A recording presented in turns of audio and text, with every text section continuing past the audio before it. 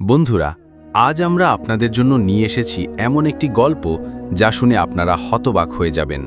এটি গাজিয়াবাদের হিন্দন চকের গল্প, যেখানে একজন নির্ভীক এসডিএম এবং একজন অহংকারী নেতার মধ্যে সংঘর্ষে সমগ্র দেশ অবাক হয়েছিল। এটি শুধু একটি ঘটনা ছিল না, বরং আইনের শাসন এবং ক্ষমতার অপব্যবহারের মধ্যে একটি সরাসরি যুদ্ধ ছিল। বন্ধুরা, গল্পটি শেষ পর্যন্ত অবশ্যই দেখবেন। গাজিয়াবাদের হিন্দন চকে সেদিন সকালের রোদ কিছুটা বেশি তীক্ষ্ণ ছিল, এতটাই যে ঝকঝকে আকাশেও গরমের তীব্রতা স্পষ্ট অনুভূত হচ্ছিল। শহরের সবচেয়ে ব্যস্ত এই চৌরাহা সবসময়ের মতো গাড়ি এবং লোকজনের দ্রুত শব্দে মুখরিত ছিল। সকালে এই চৌরাহার ঠিক মাঝখানে নিজের দায়িত্ব পালন করছিলেন এসডিএম অঞ্জনা রাও তার দলের সঙ্গে দাঁড়িয়ে। তার নীল জিপ রাস্তার ধারে দাঁড়িয়েছিল এবং তিনি নিজে এক হাতে ওয়াকি টকি এবং অন্য হাতে ফাইলের বান্ডিল ধরে ট্রাফিক নিয়ন্ত্রণের চেষ্টা করছিলেন।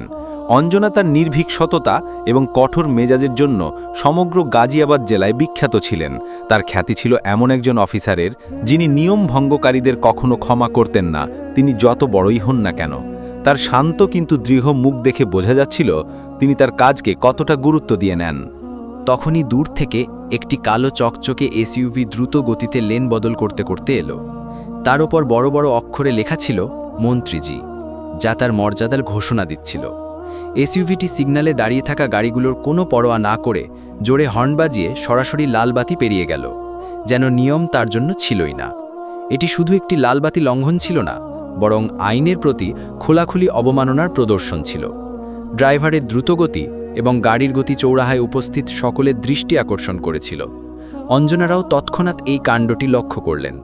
তিনি তার হাত তুললেন এবং সেই বেপরোয়া এসইউভিকে থামানো স্পষ্ট ইশারা করলেন। তার কণ্ঠে তীক্ষ্ণতা ছিল। গাড়ি থামাও। এটি কেবল একটি আদেশ ছিল না, বরং আইনের মধ্যে থেকে নিজের দায়িত্ব পালনের এক অটল সংকল্প ছিল। এসইউভির ড্রাইভার ইতস্তত করে গাড়ি থামালো, কিন্তু পিছনের সিটের কাঁচ নামল এবং একজন প্রভাবশালী ব্যক্তি বেরিয়ে এলেন। তিনি ছিলেন ক্যাবিনেট মন্ত্রী শ্রী রাজেন্দ্র প্রতাপ, যার রাজনৈতিক প্রভাব সমগ্র গাজিয়াবাদে ছড়িয়েছিল। তার মুখে ক্ষমতার অহংকার স্পষ্ট ঝলক ছিল, এমন একটি দম্ভ যা তাকে কখনো কারো সামনে নত হতে দেয়নি। তিনি তার দামি ঘড়ির দিকে একবার তাকালেন এবং তারপর অঞ্জনার দিকে তাকালেন, যেন তার কাছে তিনি একটি তুচ্ছ বাধা। তার চোখে রাগ এবং বিস্ময় ছিল যে কেউ তার গাড়ি থামানোর সাহস করল কিভাবে। তুমি জানো না আমি কে? রাজেন্দ্র প্রতাপ প্রায় চিৎকার করে বললেন। তার কণ্ঠে ক্রোধ এবং উপহাস দুটোই ছিল। তুমি জানো না আমি কে?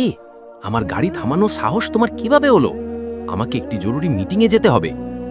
তার কথা বলার ধরনে এমন মনে হচ্ছিল যেন অঞ্জনা কোনো অমার্জনীয় অপরাধ করে ফেলেছেন। অঞ্জনারাও শান্ত এবং অটলভাবে তার সামনে দাঁড়িয়েছিলেন। তার চোখে একটুও ভয় ছিল না। মাফ করবেন স্যার, আপনি লাল বাতি পেরিয়েছেন, এটি ট্রাফিক নিয়মের স্পষ্ট লঙ্ঘন। তার কণ্ঠে দৃঢ়তা ছিল, কিন্তু কোনো চ্যালেঞ্জ বা অপমান ছিল না। তিনি শুধু তার কর্তব্য পালন করছিলেন। রাজেন্দ্র প্রতাপ জোরে হাসলেন, তার হাসিতে তিক্ততা ছিল। নিয়ম? তুমি আমাকে নিয়ম শেখাবে? তুমি জানো আমি এই পুরো প্রদেশের মালিক। এই সব নিয়ম আমার পকেটে থাকে। আমার গাড়ির নাম্বার প্লেট দেখো, মন্ত্রীজি লেখা আছে। তুমি কি এটাও জানো না যে মন্ত্রীদের জন্য কোনো নিয়ম নেই?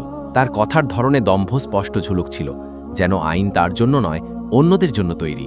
আইন সবার জন্য সমান স্যার, আর আমি আমার দায়িত্ব পালন করছি। আমার কাজ নিশ্চিত করা যে আইনের পালন হয়, তিনি যেই হন না কেন। তার কথায় কর্তব্যনিষ্ঠার স্পষ্ট বার্তা ছিল। রাজেন্দ্র প্রতাপের মুখ রাগে তেতে উঠল, তার শিরা উঠে গিয়েছিল। দায়িত্ব?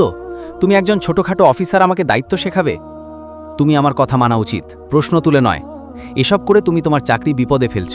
তিনি অঞ্জনাকে ভয় দেখানোর চেষ্টা করলেন, তার পদ এবং ক্ষমতার অপব্যবহার করে। অঞ্জনা সরাসরি তার চোখের দিকে তাকালেন। তাদের চোখাচোখি হলো এবং অঞ্জনার চোখে একটুও ভয় ছিল না, বরং একটি লৌহ দৃঢ়তা ছিল যা যে কোনো ঝড়ের মোকাবিলা করতে প্রস্তুত ছিল। স্যার, আমি আমার ইউনিফর্মের শপথ নিয়ে বলছি, আমি আমার কাজ পুরো নিষ্ঠার সঙ্গে করব। আপনাকে জরিমানা দিতে হবে। তিনি তার পকেট থেকে চালান বই বের করলেন। এটি ছিল তার অটল সংকল্পের প্রতীক। রাজেন্দ্র প্রতাপ এক মুহূর্তের জন্য অঞ্জনাকে তাকিয়ে দেখলেন, যেন তার বিশ্বাসই হচ্ছিল না যে কেউ তাকে চ্যালেঞ্জ দেওয়ার সাহস করতে পারে। তারপর তার মুখে একটি ঘৃণ্য হাসি ফুটল, যাতে তিরস্কার এবং ক্রোধের মিশ্রণ ছিল। তোমার অহংকার ভাঙতে হবে, তিনি ফিসফিস করে বললেন। তিনি তার হাত তুললেন এবং অঞ্জনার গালে একটি জোরে অপমানজনক চড় মারলেন। চড়ের শব্দ এত জোরে ছিল যে আশেপাশের কিছু লোক কেঁপে উঠল। পুরো চৌরাহায় স্তব্ধতা ছেয়ে গেল। গাড়ির শব্দ থেমে গেল। ড্রাইভারও ভয়ে মাথা নিচু করে ফেলল। আশেপাশে দাঁড়িয়ে থাকা লোকজনের ভিড় হতবাক হয়ে এই দৃশ্য দেখছিল। কিছু লোক তাদের মুখে হাত রেখে দিল। অঞ্জনার গাল লাল হয়ে গিয়েছিল, কিন্তু তার চোখে এক ফোঁটা অশ্রুও ছিল না। তার জায়গায় ছিল এক ঠান্ডা লৌহ দৃঢ়তা। এই অপমান তাকে ভাঙতে পারেনি, বরং আরও শক্তিশালী করেছিল। রাজেন্দ্র প্রতাপের দিকে তাকিয়ে অঞ্জনা তার কণ্ঠ নিয়ন্ত্রণ করে অত্যন্ত শান্ত কিন্তু স্পষ্ট কথায় বললেন। তার কণ্ঠ এমন ছিল যেন প্রতিটি শব্দে লোহা ভরা। তুমি শুধু একজন অফিসারের ওপর হাত তুলেছ তা নয়, তুমি এই ইউনিফর্মের ওপর, এই দেশের আইনের ওপর এবং প্রতিটি নাগরিকের বিশ্বাসের ওপর হাত তুলেছ, যারা এর ওপর ভরসা করে। তুমি এই গণতন্ত্রের ভিত্তির ওপর আঘাত করেছ। তার কথায় বেদনা নয়, বরং ন্যায়ের জন্য একটা আবেদন ছিল। হ্যালো কমিশনার স্যার, আমি এসডিএম অঞ্জনা রাও বলছি। আমি হিন্দন চকে আছি। এখানে ক্যাবিনেট মন্ত্রী শ্রী রাজেন্দ্র প্রতাপ লালবাতি ভেঙেছেন, এবং যখন আমি তাকে থামানোর চেষ্টা করি তখন তিনি আমাকে চড় মেরেছেন। তার কণ্ঠে কোনো ঘাবড়ানো ছিল না, শুধু তথ্যের স্পষ্ট বিবৃতি। অপর প্রান্ত থেকে কিছুক্ষণ পরে উত্তর এলো। রাজেন্দ্র প্রতাপের মুখে এখন কিছুটা উদ্বেগ ঝলক ছিল।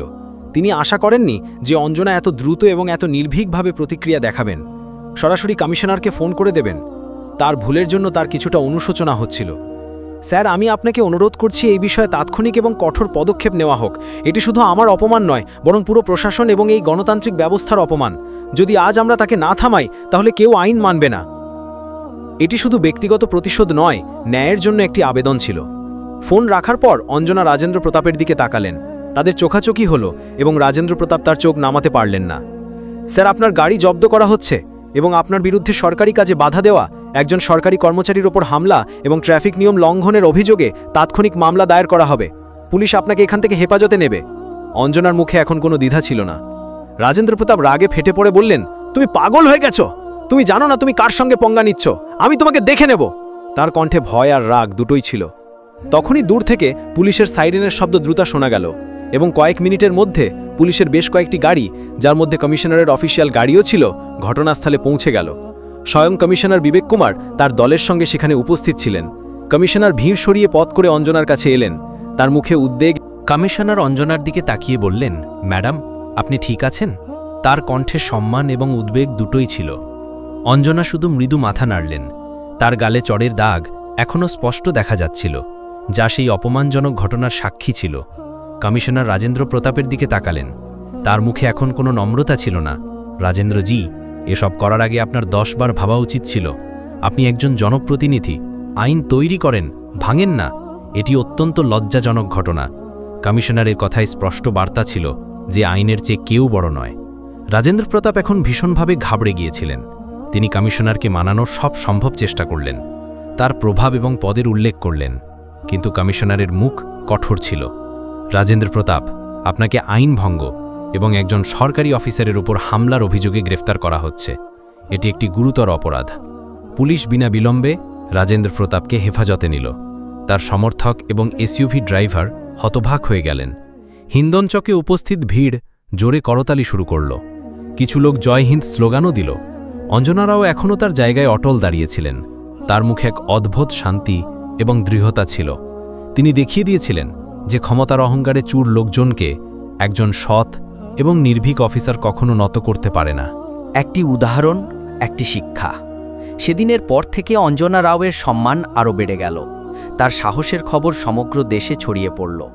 তিনি প্রমাণ করেছিলেন যে ইউনিফর্ম শুধু একটি পোশাক নয়, বরং ন্যায়, আইন এবং নৈতিকতার প্রতীক, এবং কেউ এটিকে পদদলিত করার সাহস করতে পারে না। রাজেন্দ্র প্রতাপের জন্য এটি ছিল একটি তিক্ত এবং জনসমক্ষে শিক্ষা যে অহংকার এবং ক্ষমতার অপব্যবহার সব সময় ভারী পড়ে এবং আইনের চেয়ে কেউ বড় নয়। প্রিয় বন্ধুগণ, ভিডিওটি ভালো লাগলে লাইক, কমেন্ট, শেয়ার করে দিবেন। পরবর্তী ভিডিও পেতে আমাদের সাথেই থাকুন। ধন্যবাদ।